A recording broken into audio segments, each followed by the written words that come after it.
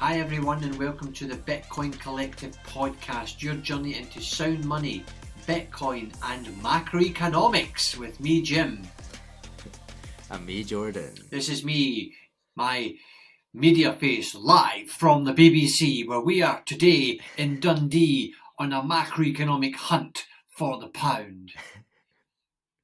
Can you see, I know we've got over 1,000 people listening to us today because we're checking our numbers, which is great.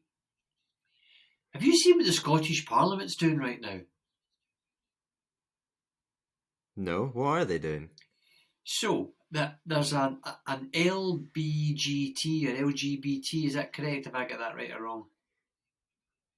Yeah, and then put a plus on LBGT plus. LGBTQ. Yeah. Yeah, that's it. Okay, so that's all going on just now, and there's this massive bill, and they're trying to push it through before Christmas. And lots of people are saying, hold on a minute, there's lots of things that are not right with that, but like, no, we're pushing it through before Christmas, we want to do it. And, for the rainbow community. But then people are like, hold on a minute, there's lots of little things that are just not right. Can we not just hold on a bit and just get it right? And it made me think about, why is the Scottish Parliament doing that right now when electricity bills are doubling, gas bills are doubling? They're talking about putting the community charge up. They've just raised taxes in Scotland. And it almost feels like they're rearranging the deck chairs on the Titanic to get a few more voters, as opposed to doing the right thing. So if you're going to do the right thing by the LBGT plus community, take your time and get the legislation right.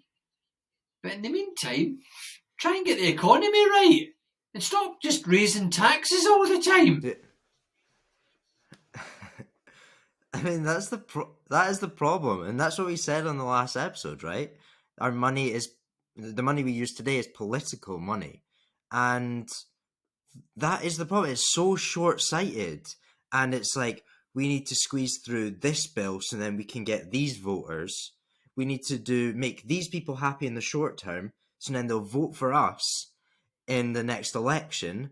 And it's all just geared towards getting the most voters for the next election, which happens no more than 4 years apart. Yep. So that is the problem. We've just got a 4-year time horizon. Yep. And we, as humanity, have been around for thousands of years. Like, why have we now narrowed it down to a little 4 years? It just doesn't make sense. Yeah, and in the last 2 years of the Conservative government at the moment, they're pushing through. They're going to make sure, they're going to do what happened way back 12 years ago, and they're going to make sure that them and their chums all come out of it in a good way, and then they'll hand the mess over to Labour and blame them. And it makes me think, Jay, that see this whole election cycle we've got, not just in the United Kingdom, but also in America. It's so political, and that's what breaks the money. And that's what absolutely breaks the money, because everyone makes promises. And I was listening to Peter McCormack. I don't know if you've caught his video, but they talked about his latest podcast, and they actually talked about, so if you were Keir Starmer and you're the Labour guy, and you're saying, look, we're going to come in and we're going to fix this, we're going to get rid of the House of Lords and all the shenanigans that are going on there. Here's what we'll do. We'll do all this, but here's the budget we'll do it in. So you give us, and I'm making this up, you give us 1.2 trillion, and we will do it in that budget. And if you go out with that budget, they must have another general election, because essentially they've burst the budget. And that's the problem, that they go in and they're allowed to create more policies and borrow more and do more. It's like, just now, I don't know how much this bill's costing in the Scottish Parliament, and I know it's really important to people. I know the suffering that people have had to go through and are going through to get things recognised. But you're like, hold on a minute. You can have all the rights in the world, but if your money's broken and the country goes to pot, what is the point?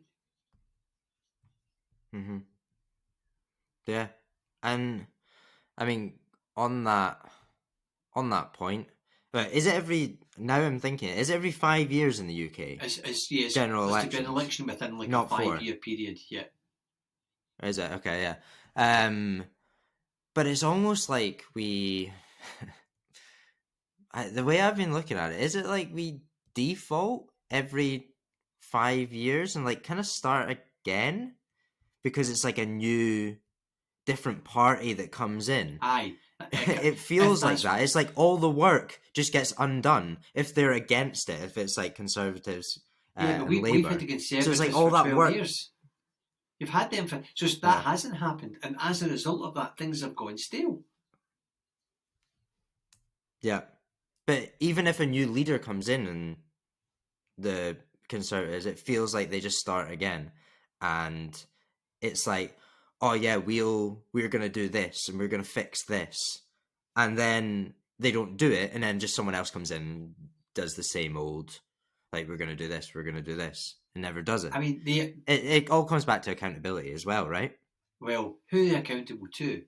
You're right. Who are they accountable to? So if you think about, so I remember. Account. Once we vote them in, they don't give a shit. They just do what they want. I mean, think about it. I didn't vote for the Scottish Parliament to create LBG plus rights. I'm delighted that they're looking at that, but I'm like, hold on a minute. I'd rather you looked after the economy first. I mean, you won't remember, but Margaret Thatcher was a Tory Prime Minister, and they all look up to her. The current Prime Minister, Rishi Sunak, they said, who do you look up to the most? Who's your role model? And he said, Margaret Thatcher.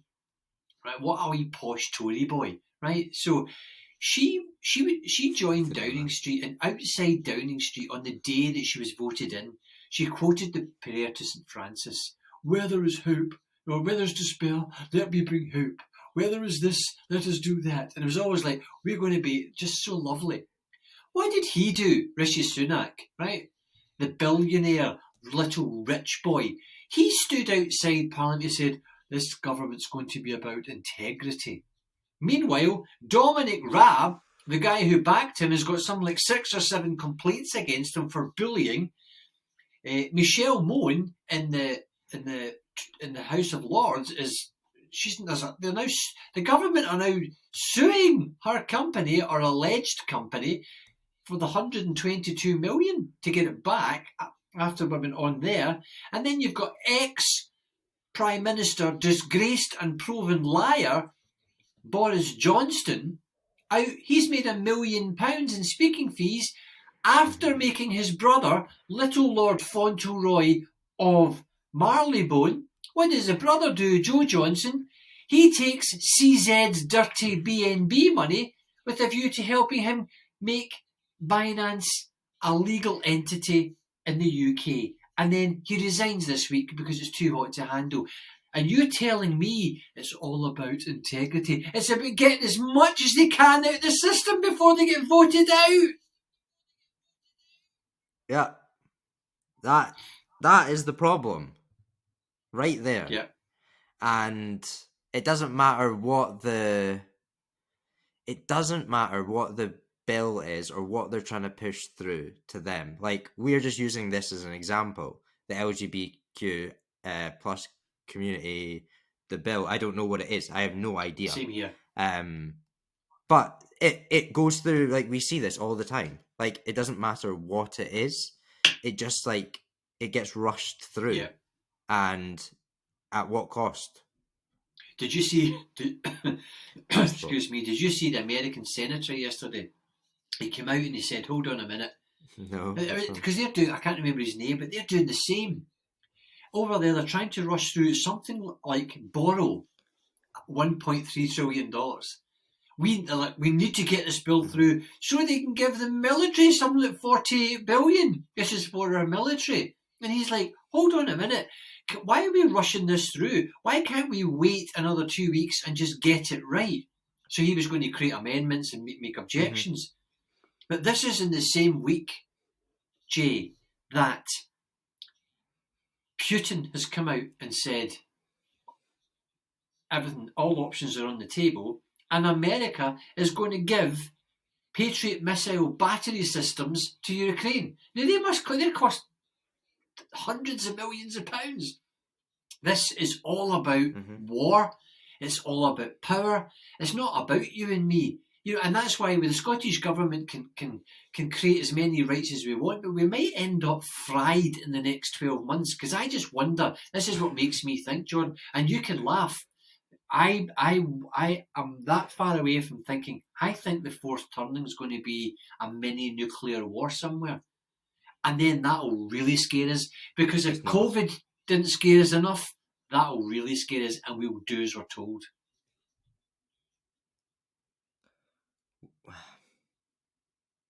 Yeah, I mean it's not off the table, and I don't want to think about that. Well, really, but it Putin's stacking never say gold. Never. He's stacking gold. He's got all the oils. He's looking after all the commodities. Russia hasn't gone burst yet. Nord Stream 2 pipeline was bombed by we don't know. This is in the same week where America, the American intelligence agencies have kind of admitted, by the way, we knew about the assassination of President John F. Kennedy. It's all over. It's like, hold on a minute. We killed our own president and now you tell us 50 years later? There's just something completely wrong about where we are going. So we voted politicians in to do the best for us, and they end up, all they're doing is they look after the banks and look after the war machine. And that's why when you look at Bitcoin, if they were going to use Bitcoin, they can't do that because they can't print it. They can't say we need another 1.3 trillion in Bitcoin because it's not possible to get. And that's what terrifies them. Because if you think about what Satoshi did, he created this amazing money and he said, over to you now. This wonderful thing that's been created. Yeah. They'd rather have a war than take on that. And it takes the power away from the state as well. Like, so then where would they get these money? Say we adopted Bitcoin to a certain extent as a globe, then it's kind of like fiat money eventually just becomes worthless. And like, that's what they control. They control the fiat money. Just imagine a world where that money didn't matter anything. It just didn't matter. And you couldn't use it. Like that, what would they do then? They just couldn't do anything, which is kind of the world that I see that we're moving towards, is taking the power away from the state, which takes demilitarization. How the hell do you say that? Demilitary. How do you say it? You know what word I'm going for? What word are you going for? Just spit it out. Say it slowly in little la la la la la la la. Is it demilitarization? Demilitarize. No, that's another word that I can't say. Is that okay? Is that the that word you're word. looking for? Demilitarization. Yeah. It demilitarizes. Or demilitarizes the state. Okay. So that the state, because then we wouldn't have all these wars, because they're the ones that pick who we're going to war with, essentially. Like, I don't have any issues with people in Russia. No. I don't have any issues with people in Ukraine. No. Like, the people don't have the issues. It's like, it is the governments that have the issues.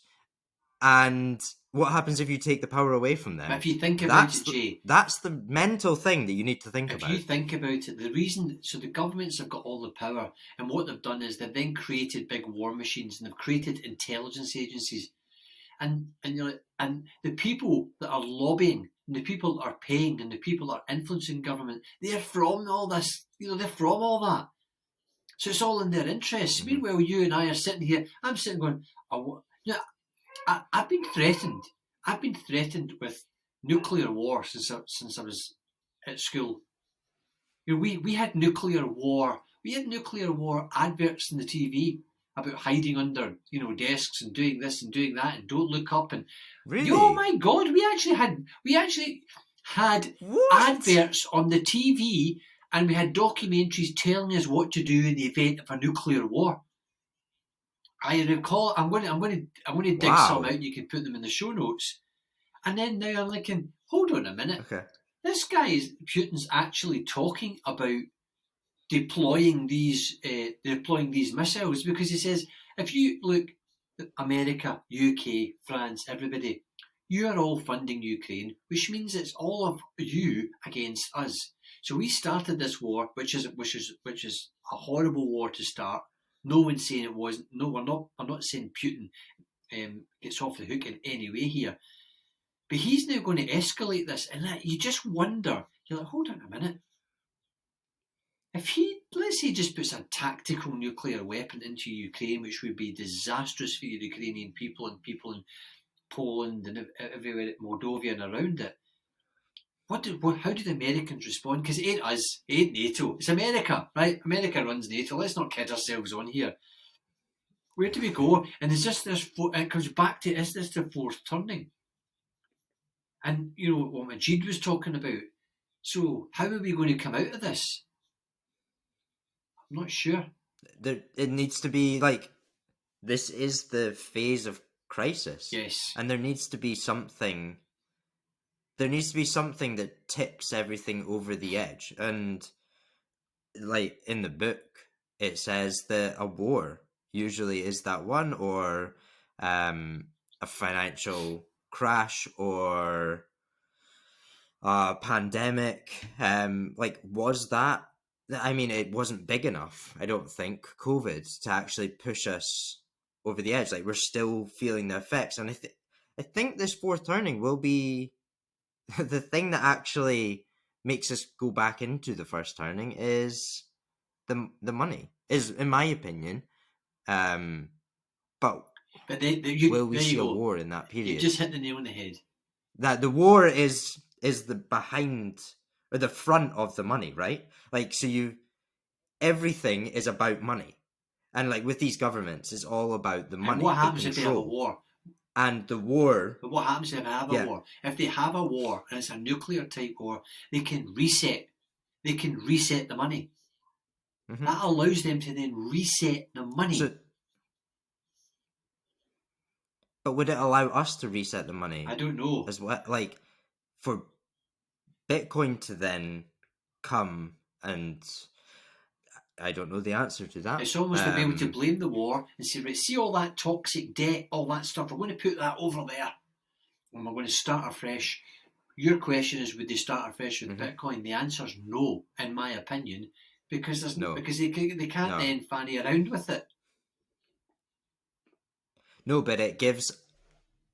because they would have CBDCs, obviously, which would be their pushing, and everyone would be inclined to take it. They'd be like, oh wow, like, we're in a lot of stress here, this is horrible, like, it's bad enough where we are, but like with the cost of living and what's happening with strikes, but this is like tiny compared to what could happen with what we're talking about, a war here. But it also is an opportunity then for Bitcoin to actually have more of a say if there was to be... I hate talking about this war, but it's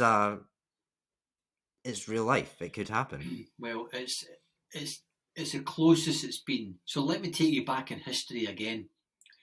When John F. Kennedy was assassinated, the next day, I'm not sure if it was the New York Times or one of those newspapers, coined the term conspiracy theory. It hadn't really been coined up until then. They printed conspiracy theorists as in, oh, of course, this person shot him, that person shot him, this organisation shot him, this intelligence. And at that moment, conspiracy theory came into the lexicon of the world. And even now, and it's even more important now. So when you look at guys like Majid, when you look at Father Calvin, when you look at even Peter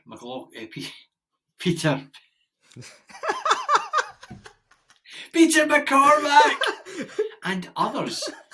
They're going, and and who's the guy, the Neil Oliver guy, the Coast guy?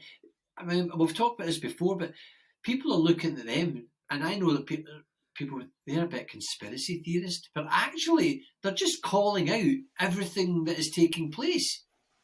When Majid went on the Joe Rogan show a year ago, he called it all out, and people were like, "Mate, you're a bit away with the fairies." Everything he said on that show has now been shown to be true. Incredible. So, moving on from wars, moving on from conspiracy theories, but it's very important for you young folks to think this one through. King Charles. Where is King Charles right now? Oh, God. Our new king.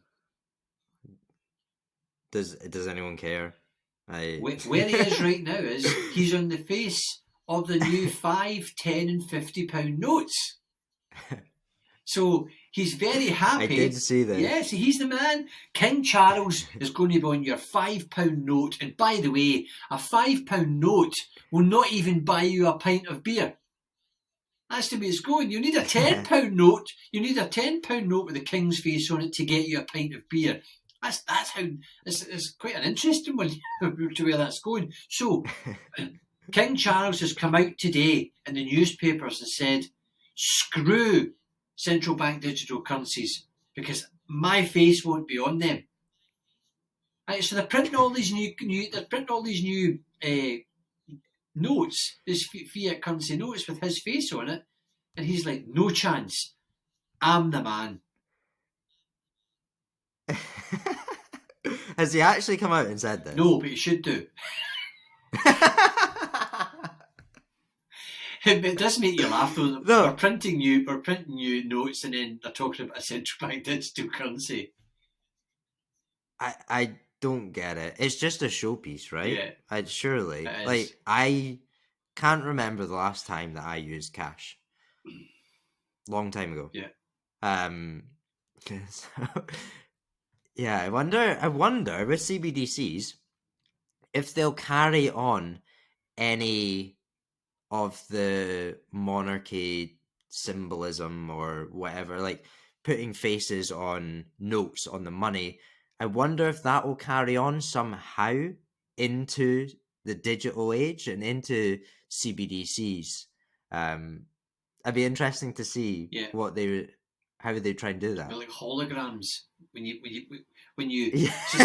I pay something with my CBDC or whatever it's called, all of a sudden I'll see King Charles' face going along the screen, and it'll be like, "You've just been paid." Ah, man. That could happen. Or him just dishing out the money. That's right, he's dishing out the cash. So, did you see that Wells Fargo, which is one of the huge American banks, just been fined again? Yeah. What did they get fined for? I saw it was a lot of money, but I didn't see why. Just for being complete useless prats.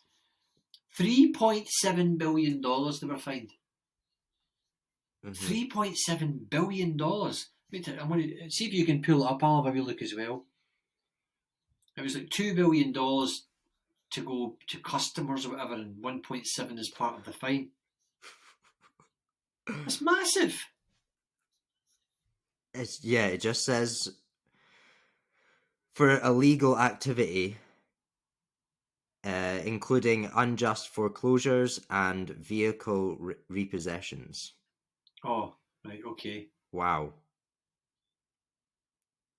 So it's just... Oh no, here we go. We've got more. Wells Fargo illegal activity included repeatedly misapplying loan payments, wrongfully foreclosing on homes, illegally repossessing vehicles, incorrectly assessing fees and interest, and charging surprise overdraft fees. So essentially, screwing their customers. So these are banks that we're supposed to trust, and that bank has been fined so many times. Wells Fargo's rinse-repeat cycle of violating the law has harmed millions of American families, said the director of the CFBC in a statement. I mean, This is happening all the time. There was a bank in the UK. So remember it was Santander last week got fined. There's another one just been fined. A little bank just been fined something like £80 million because they were stupid and they put in an IT fix and then the whole everything went down. You're like, hold on a minute, these are the people we have to trust. It's crazy. Like the one that gets me here is wrongfully foreclosing on homes. Yes, that's bad. Imagine that. Like you get your house taken away from you because they've messed up. Well, that's wild. But it happens all the time, and all they get is a little slap on the wrist. Yeah, that's all they get. Like this is nothing to them. A few billion, that's fine. They've probably made more than that in the illegal activity that they've been doing. So why this is why the system's so messed up, because whenever something goes wrong, nobody is held accountable. Nobody. Look at SBF. He's still out. Like, is he going to go to jail in the end? Probably not. I'm going to say he's going to get out of it somehow. As a conspiracy theorist, he ain't going to make it. They're going to interfere with his medication. I remember you said that last. I'm telling you. They're going to interfere. He'll have some induced heart attack. They'll put it down to COVID. Mm-hmm. Oh dear, oh dear. So have you seen that? There was a big thing trending on Twitter yesterday about Bitcoin. We can pull it back to Bitcoin now because we've kind of put the world to rights. In that, nice. Yeah, good. In terms of balances, so there's something like 940,000 Bitcoin wallets that have now got over 1 Bitcoin. Now, what it's done, Jay, in the last 6 months or so is, as the Bitcoin price has been falling, the actual number of wallets owning more is literally going up like that, just like up. And I'm like, hold on a minute, someone's buying, people are buying. Now, are they buying as speculators, or are they buying because people are looking out at commodities and the world and money and seeing Bitcoin as, I need to have some of that for insurance? Yeah, I think both, right?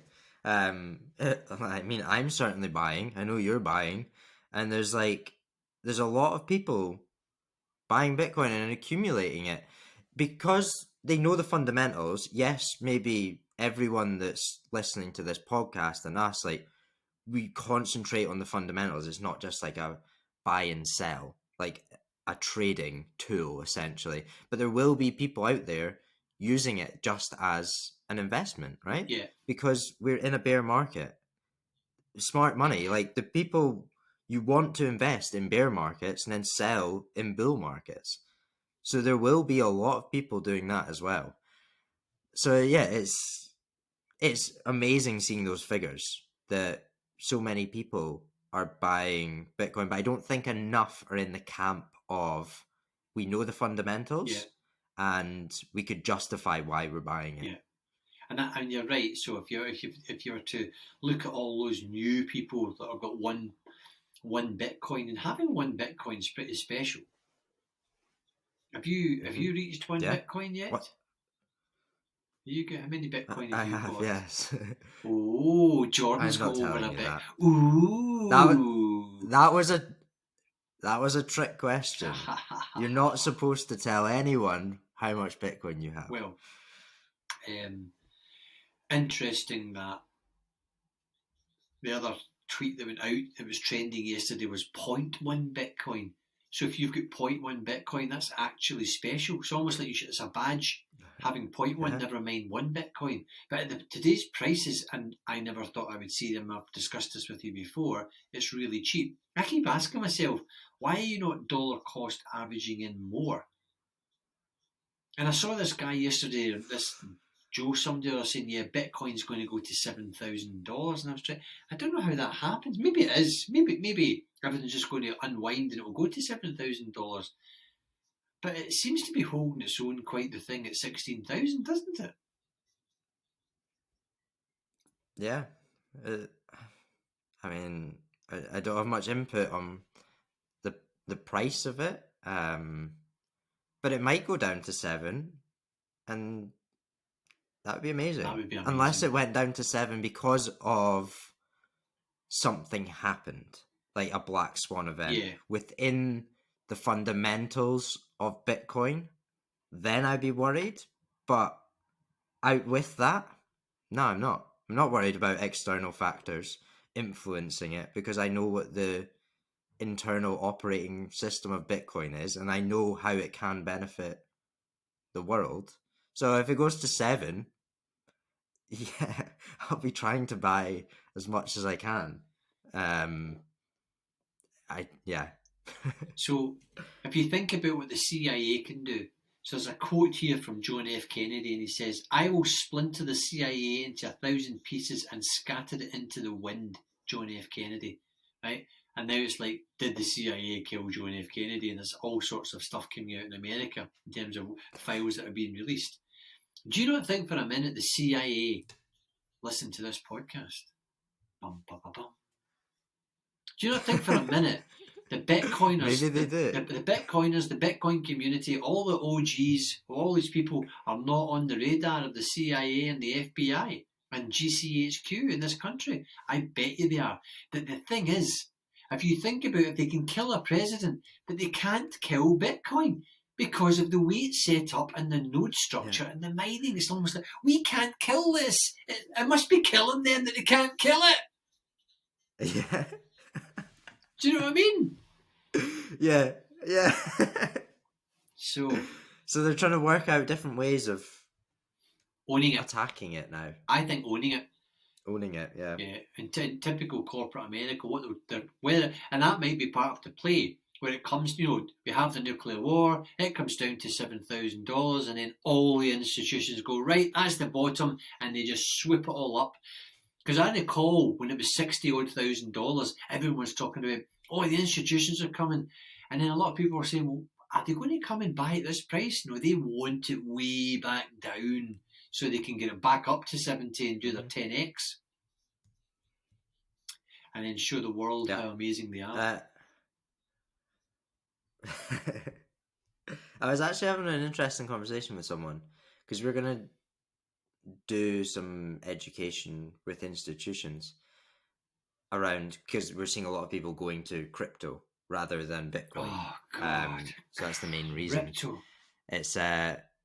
It's painful. And I mean, the main reason is because Ethereum is so... Well, the Ethereum's the main one that they're going to. Ethereum is so close to the fiat system. Like, they can see similarities between the two of them.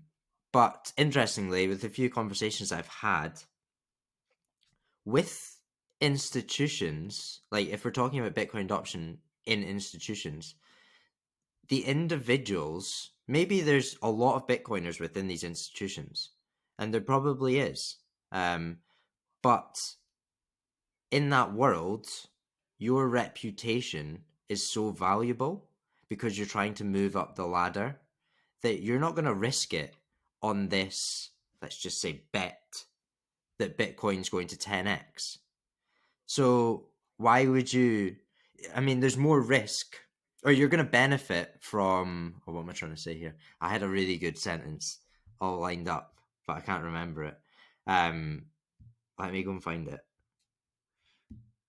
Oh, yeah, so they're only bothered about reputation, and they're going to play it safe on an individual level because they want to advance their careers. So the individual is going to benefit from... Oh, fuck it, I've totally messed that up. Okay. Anyway, let's keep going.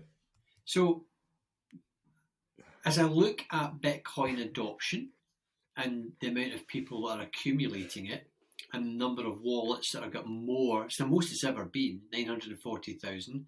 I look at the money printing that's going on. So Spain just asked for another 89 billion euros from the European Central Bank. So here's one for you, as Jim gets on a rant again. In the United Kingdom, I don't know what Liz Truss did or didn't do, but my gas bill is through the roof. and my electricity bill has doubled, but my gas bill is through the roof. I put my heating on for 4 hours a day. That's it. I was like, hold on a minute. In Spain, I was speaking to friends I've got down there.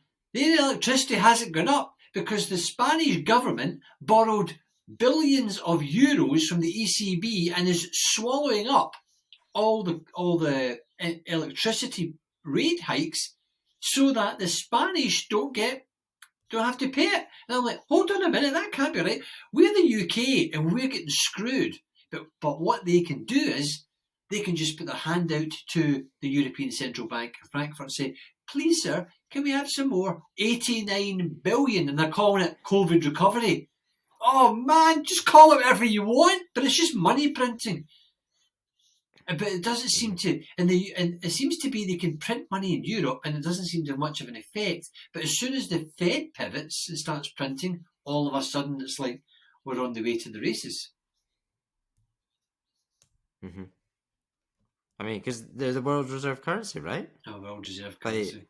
Correct. Whatever Jerome Powell says, that's the crazy thing. Is like, it's all on the shoulders of this one guy and what he says every month. Like, how does a world operate just from one guy? It's like the whole markets will be dictated by a few sentences of this one guy, of what direction the Federal Reserve, or how hawkish, or whatever it is, the Federal Reserve are going to be. How? That blows my mind. Well, it'll blow yours. So it doesn't blow my mind because I understand how the Fed operates. You know, there's the 12 or 14 different Feds throughout the USA. They all like pull all their information. They've got all the analysts, like hundreds of analysts and PhDs and working all this stuff out. But ultimately, I think the point that you're getting at is they're not supposed to be political, Jordan, but they are. You know, if you think about it, I guess Joe Biden did okay there, even though interest rates and everything are going up. Because I think what's happened is they don't want Trump in again. They're terrified of a Trump and where that could go. But I think the Fed is political. I think the ECB bank is political. 100%. I mean, and even the Bank of England. 100%. You know, you're not telling me these people don't have high level conversations. You're not telling me the Bank of England guy doesn't pick up the phone, or Rishi Sunak, the Prime Minister, doesn't pick up the phone to him and say, mate, what are you up to? Tell me what's happening this week. Come on. While us proles, us plebs down here, we don't have that. We just get bills through. I just get OVO Energy. Hi, Mr. Duffy. Here's your monthly bill. And I'm like, hold on a minute. My heating has hardly been on. What are you doing? Where's all that going? Let's bring back Liz Truss. Bring back Liz Truss. And the mortgage rates are going up in this country. Petrol's still, petrol's come down a bit, but it's still way up from where it was. And we're like, it's okay. At least it's not too. You're like, anyway. How do we bring this back? How do we finish in a high with Bitcoin? Wait. I just want to throw something in there. Are we saying, say hypothetically, if Brexit didn't happen, the cost of living crisis in the UK wouldn't be as bad, but obviously the monetary system would still be even worse. Like, we'd just be digging the hole even deeper. Yeah. So we would be able to get. We would be able to get loans as well. We'd be back with our noses in the trough of the ECB, which is where Scotland wants to be. And I understand Nicola Sturgeon and John Swinney saying, well, if we do go independent, we ain't going to fanny around as an independent country without the European Central Bank, because look what Spain can do. If they can borrow another 89 billion and then start spreading that across the population, making them look good, and somebody will pay for it, they'll kick the can down the road. It's what we talked about. Or they'll have that nuclear war, Jordan, the one that you're afraid of. In the event of a nuclear war, hide under the table and don't look at the blast. What, as your house incinerates around you? Oh dear. Anyway, I'm stacking my Bitcoin. I've got my DCA on every day, and I'm just buying little bits. Sometimes, Jordan, I feel like just, not eating for the week, or cancelling my gym membership, or not flying for a day, and just say, I'm going to buy more, but I've got enough. And if I was to want to buy more, I think it would just be greedy. So I've got enough Bitcoin. I'm part of that balance of more than one Bitcoin trending up. And I'm so, to my 940,000 fellow Bitcoiners who have got one Bitcoin, well done. I'm with you. And I hope more of you read about it, find out more about it. And the problem is, isn't it, Jordan? It's not just like you could read a page and you understand it. It's a nightmare. It's such a big rabbit hole, and I would say have that target, to whoever's out there. Like, if you're not a 1 Bitcoin, if you're not a 0.1 Bitcoin, have that as a target. 0.1 will be, if we are going to go down the way that we think we are, then 0.1 is going to be very valuable in the future. So just having that, and then if things annoy you, like if I look at the BBC News or if I look at something like that, and I just get annoyed with the current situation in the UK, I would say just read a few chapters of a Bitcoin book, and it totally flips you. Yes. It's crazy how it does it, and it's just like, oh wow, yeah, okay, now I'm positive. So if you get too sucked in by all the doom and gloom, just pick a paragraph out of a book, a Bitcoin book, read it. So talking about doom and gloom, you still owe me £21 from the last bet in the Fiat. Oh, so I thought you forgot about that. No, I've not. So can I send that? You can send it to me. I've got a new Lightning address. I have got a new Lightning address. Okay. Chris sent me £1 this morning. It's like fee-free Lightning. I was like, wow, this is so cool. So I'll get that from you. Maybe we'll do that next podcast. But I was going to ask, so we've got a couple of books lying about. We've got a brand new Fiat Standard book. Do you want to put a prize out for the new year to someone who comes up with something? We'll send them the book so they can read up on it. Yeah. I think that's a great show. Okay, so we won't do it for... What's going to be the challenge? Let's think about that in the next pod. Let's put our heads together. But rather than say we'll do it for Christmas, let's do a pod in between now and Christmas and New Year. What 2023 is going to look like. We'll put the book out there and we'll see if we can get somebody... We'll have a call to action. I'm only at something like page 48 and I cannot keep reading it because it's so... Every page you're like, whoa, and I'll take a note and I'll go try and figure it all out. So, Lawrence Lepard just finished it and he said it was like the most enlightening book he's ever read, the Fiat Standard. I have heard, so I've not fully finished it either, and I've heard a lot of people say it potentially is better than the Bitcoin Standard, which is a lot to live up to. Yeah, absolutely. Okay, folks, we covered a lot there. That's 40 odd minutes. It's been quite a long pod. You can see everything that's going on, why we're having the conversations we're having, zooming out, zooming in. But ultimately, for Jordan and I, Bitcoin is where we're at, and I believe it might not be this year, it might not be next year, but at some point, someone's going to pick that up somewhere out with the conspiracy theorists that we are, and it will really run. But let's see if Jordan gives me my £21 before Christmas, everyone. And on that note, Merry Christmas, everyone. Merry Christmas. Bye for now. Or Merry Bitness.